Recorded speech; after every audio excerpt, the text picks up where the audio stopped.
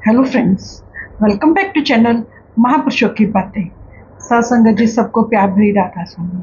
आइए सुनते हैं कुछ प्रेरणादायक वचन। ये वचन राधा स्वामी सत्संग व्यास द्वारा प्रकाशित पुस्तक साईं बुल्ले शाह में से लिए गए हैं।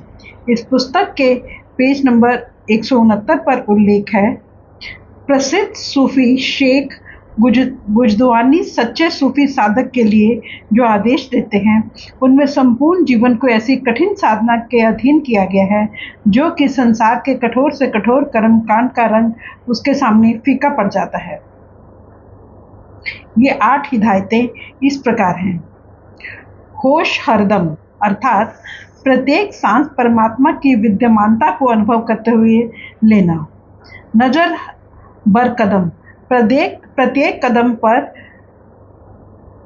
कदम परमात्मा की विद्यमानता को अनुभव करते हुए उठाना।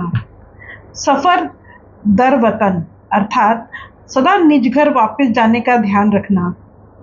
खिलवत दर अंजुमन अर्थात संसार में रहते हुए अंदर अकेले रहना और तथा सदा जिक्र या सुमिरन में लगे रहना। याद करद अर्थात जीवा या आत्मा की जबान से सदा सुमिरन करते रहना। बाज गश्त अर्थात मन को अच्छे बुरे ख्यालों से पवित्र रखते हुए सुमिरन में लगे रहना।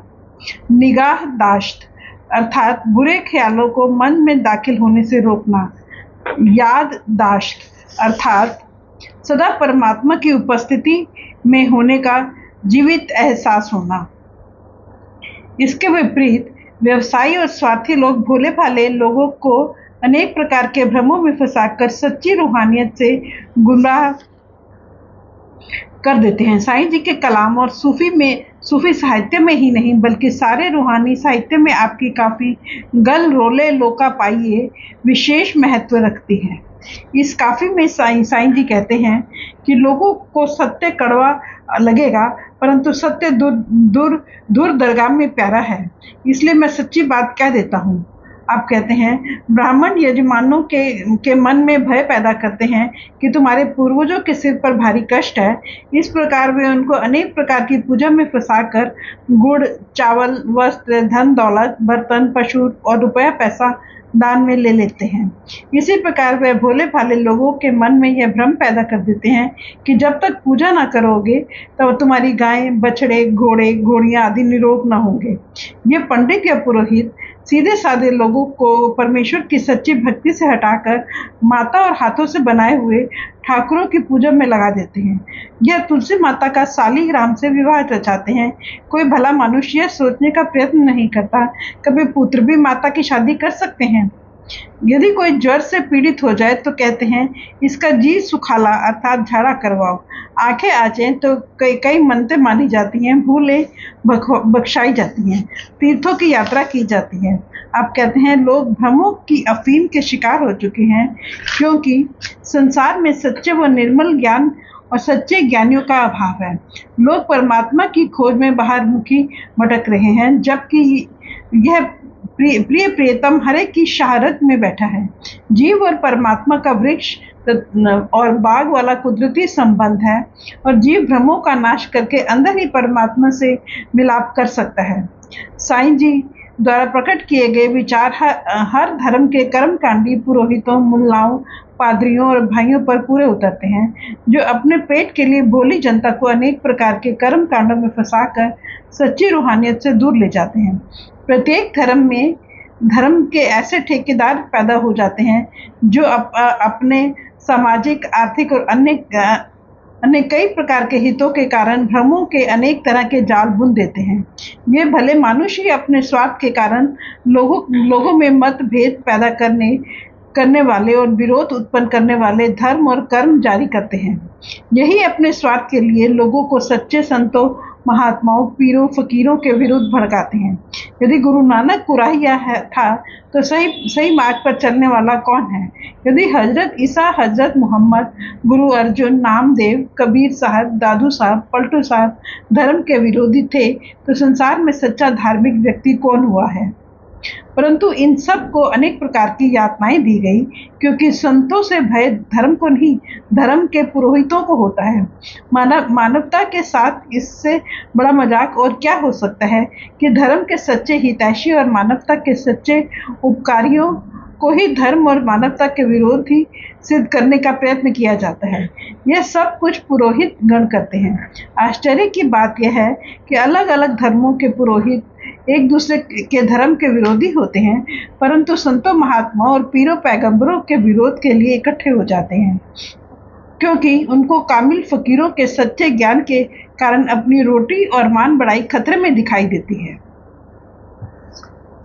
गुरु नानक साहब अपने शब्द राम नाम मन बेधिया में कहते हैं कि यदि हवन यज्ञ में सामग्री के स्थान पर शरीर के अंग अंग कटवाकर इसकी आहुति देने से, शरीर को आरे के नीचे चिरा देने से, हठकर्मी द्वारा अपने शरीर को हिमालय के बर्फ में गला लेने से, सोने के किले, हाथी, घोड़े, भूमि आदि का दान देने से, या ग्रंथों, पोथियों, वेदों, शास्त्रों के पाठ विचार से परमात्मा नहीं मिल सकता। परमात्मा से मिलने का साधन इस प्रकार के बाहरमुखी कर्म न होकर हर मनुष्य के अंदर रखा शब्द, नाम या कलमा है। उपरोक्त वर्णन किए गए हर प्रकार के कर्मकांड व्यर्थ हैं, क्योंकि परमात्मा से मिलाप का सच्चा आनंद सूरत को अंदर शब्द से जोड़ने पर ही प्राप्त होता है। गुरु नानक साहब ने अपनी प्रसिद्ध रचना आसादीवाद में हिंदुओं, जैनियों, बौद्धों और मुसलमानों और योगियों के अनेक प्रकार के बाहरमुखी शरीयत की कड़ी आलोचना की है और हर प्रकार के कर्मकांड को कलमे, शब्द या नाम की कमाई के मुकाबले में तुच्छ या व्यर्थ कहा है। आपने जंतर मंतर, देव पूजा, तीर्थ व्रत, धर्म पुस्तकों के पाठ, माला, तिलक, बनों के भ्रमण, भस्म लगाने, धुनिया रमाने, नंगे फिरने, जागरण करने, मौन धारण करने, व्रत रखने आदि अनेक प्रकार के साधनों को फोकट कर्म कहा है। पलटू साहब कहते हैं कि भेखी लोग परमात्मा की भक्ति के समाचार से नहीं, उदर पूर्ति के प्रबंध से प्रसन्न होकर यजमानों की प्रशंसा करते हैं। साईं जी कहते हैं, व्यवसायी लोगों ने धर्म स्थानों को अपनी उदर पूर्ति का स्थान बना लिया है। जब तक दिल में से सच्ची विनती नहीं निकलती, मंदिरों और मस्जिदों में माथे रगड़ने से क्या लाभ है। हजरत ईसा ने भी कहा था कि जो लोग मंदिरों में क्रय विक्रय करते हैं, उनको मंदिरों से बाहर निकाल दो, क्योंकि परमात्मा का घर परमात्मा की पूजा के लिए है, दुकानदारी के लिए नहीं। ख्वाजा अबू इस्माइल अब्दुल्ला अंसारी अपनी प्रसिद्ध रचना मुन्नाजात में लिखते हैं कि बाहर का काबा तो हजरत इब्राहिम ने बनवाया था, परंतु हृदय का काबा परमात्मा के प्रकाश से पवित्र हो चुका है। आप फरमाते हैं, रोजा रखना अनाज की बचत करना है। बाहरमुखी पूजा और नमाज स्त्रियों और वृद्ध लोगों का काम है। हज या तीर्थ यात्रा संसार का स्वाद लेना है। तो मन को जीतने का प्रयत्न कर, क्योंकि वास्तविक विजय यही है। सूफी दरवेश नौश शाह कहते हैं, हमारी मस्जिद वह नहीं जहाँ मुल्ला रहता है, वास्तविक मस्जिद वह है जहाँ परमात्मा मिलता है। हम अपने आसपास दृष्टि डालकर देख सकते हैं कि आज हमारे धर्म स्थानों की क्या दशा है। सब धर्मों के धर्म स्थान मालिक की भक्ति के वास्तविक उद्देश्य से बहुत दूर जा रहे हैं। फिर जो शरीर रूपी मक्का, हरि मंदिर, ठाकुर द्वारा, मस्जिद, गिरजा या सिना नाग है वह भी कुमार्गी बन चुका है, क्योंकि हम अंदर प्रवेश करके मालिक की सच्ची भक्ति करने के स्थान पर संसार में बाहरी बाहर भटकते फिरते हैं। हजरत सुल्तान बाहू फरमाते हैं कि कामिल मुर्शिद अंतर में प्रियतम से मिलाप करने की वह युक्ति समझाता है, जिससे अंदर ही प्रभु के नाम का पौधा मिल जाता है, अंदर ही परमात्मा का दर्शन हो जाता है और किसी प्रकार की बाहरमुखी करने की कोई आवश्यकता नहीं रहती। साईं बुल्ले शाह फरमाते हैं कि मुल्ला और काजी अपना भ्रम जाल फैलाकर संसार को गुमराह करने का प्रयत्न करते हैं। वे बाहरमुखी कर्म कांड को ही सच्चा धर्म सिद्ध करने की कोशिश करते हैं और सच्ची रूहानी उन्नति के मार्ग में रुकावटें खड़ी करते हैं। वे लोगों को जात पात, काफिर, मोमिन की कैद में बंद करने का प्रयत्न करते हैं, परंतु इस प्रियतम प्यारे का सच्चा प्रेम इस प्रकार के बनावटी बंधनों से कैसे बंध सकता है। मौलाना रूम ने फरमाया है कि परमात्मा के सच्चे भक्तों का एक ही धर्म है, अपने अहम को वश में करके परमात्मा में समा जाना। वे दूसरा कोई धर्म कर्म नहीं जानते। अपनी काफी एक नुक्ते विच गल मुकदी है में साईं बुल्ले शाह कहते हैं, मनुष्य का वास्तविक उद्देश्य हृदय की सफाई और परमात्मा के नाम की कमाई का है।